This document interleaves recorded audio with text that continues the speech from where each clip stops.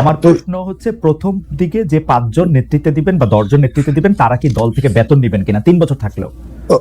ওকে, fine. তো সেটা নিয়ে আমাদের নিজেদের মধ্যে কথা হয়েছে। তো মানে আমরা আমাদের জায়গা থেকে প্রস্তাব দিয়েছি, যারা হচ্ছে একদম ফুল টাইম পলিটিক্স করছে, আপনার একটা পদ হোল্ড করে খুব স্বাভাবিকভাবেই অন্য কোনো পেশাতে ওই সময়টায় সময় দেওয়া এটা ডিফিকাল্ট। সেজন্য আমরা প্রস্তাব দিয়েছি যে যাতে করে এটাকে বেতনভুক্ত করা হয়, যেন ওই পার্টিকুলার সময়ে যিনি যে সময়টা উনি ওই পদে থাকবেন যুক্ত হতে না হয়। ওকে, তো ফুল টাইম যারা পলিটিক্স করবেন তারা আসলে বেতনভুক্ত হবেন।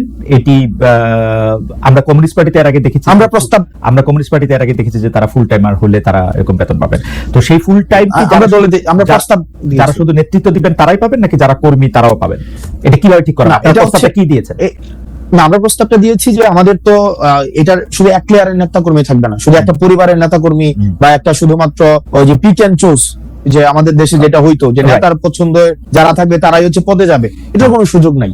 যোগ্যতার ভিত্তিতে কাউন্সিল হবে, কাউন্সিলের মধ্য দিয়ে আমাদের হচ্ছে একটা এক্সিকিউটিভ বডি থাকবে, একটা পলিটিক্যাল কাউন্সিল থাকবে, এবং হচ্ছে পলিটিক্যাল এক্সিকিউটিভ বডিটা হচ্ছে প্রেসিডেন্ট এবং সেক্রেটারি নিজের মতো করে কর্মসূচি বাস্তবায়নের জন্য যে তাহলে আমরা দেখলাম যে সভাপতি, সাধারণ সম্পাদক বা কেন্দ্রীয় কমিটিতে বা যতখানি আপনারা ঠিক মনে করেন ততজন লোক আসলে এখান থেকে আপনারা বেতন নেবেন, ক্রাউড ফান্ডিং এর মাধ্যমে হোক বা দলের অন্যান্য আয় থেকে হোক, এটা স্বচ্ছভাবে এটা হবে।